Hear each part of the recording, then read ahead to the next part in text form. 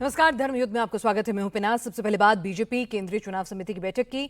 दो राज्यों हरियाणा और जम्मू कश्मीर में चुनाव को लेकर अब से थोड़ी देर बाद बीजेपी की केंद्रीय चुनाव समिति की बैठक शुरू हो जाएगी। बैठक में पार्टी के शीर्ष नेतृत्व के साथ साथ हरियाणा और जम्मू कश्मीर के बड़े नेता और चुनाव प्रभारी भी मौजूद रहेंगे। इसी बैठक में दोनों राज्यों के उम्मीदवारों की लिस्ट को अंतिम रूप दिया जाएगा। सूत्रों के मुताबिक बीजेपी ने हरियाणा की 90 सीटों के लिए 4 कैंडिडेट की प्राइमरी सूची तैयार कर ली है। इसमें से जो सबसे ज्यादा जिताऊ उम्मीदवार होंगे उन्हीं के नामों पर अंतिम मोहर लगाई जाएगी। जम्मू कश्मीर में 10 साल बाद चुनाव हो रहे हैं। जम्मू डिवीजन में सीटें बढ़ने से बीजेपी यहां बड़ी उम्मीदें कर रही है। साथ ही धारा 370 हटाने और विकास कार्यों को रफ्तार देने के बाद कश्मीर रीजन में भी कम से कम वोट परसेंटेज में उसे सपोर्ट मिले, ऐसी उम्मीद है। जम्मू कश्मीर की पहली लिस्ट भी बीजेपी देर रात तक जारी कर सकती है। आपको बता दें, अब से कुछ ही देर में उम्मीदवार जो होंगे उनके नामों को लेकर चिंतन मंथन शुरू हो जाएगा। केंद्रीय चुनाव समिति की बैठक चल रही है। दो राज्यों हरियाणा और जम्मू कश्मीर के चुनावों को लेकर उम्मीदवारों के नाम पर अंतिम मोहर लगेगी। इस बैठक में शीर्ष अधिकारी, हरियाणा और जम्मू कश्मीर के प्रभारी और तमाम बड़े नेता शामिल होंगे।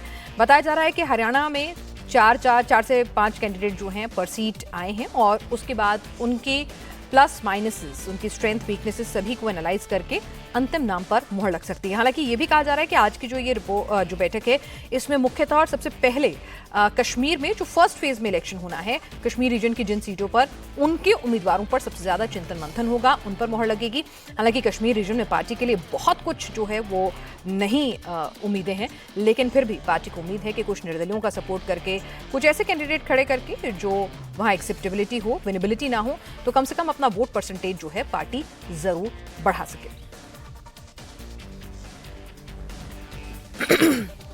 तो आज की इस बैठक में कहा जा रहा है कि सबसे पहले कश्मीर रीजन, जिसमें फर्स्ट फेज के चुनावों के लिए नामांकन की जो तारीख है वो नजदीक आ गई है, तो सबसे पहले आज देर रात तक इस बैठक के बाद उसी रीजन के लिए नामों का ऐलान हो सकता है और उसके बाद आगे की जो बैठक होगी उसमें हरियाणा और जम्मू रीजन, उस पर विस्तार से चर्चा हो सकती है।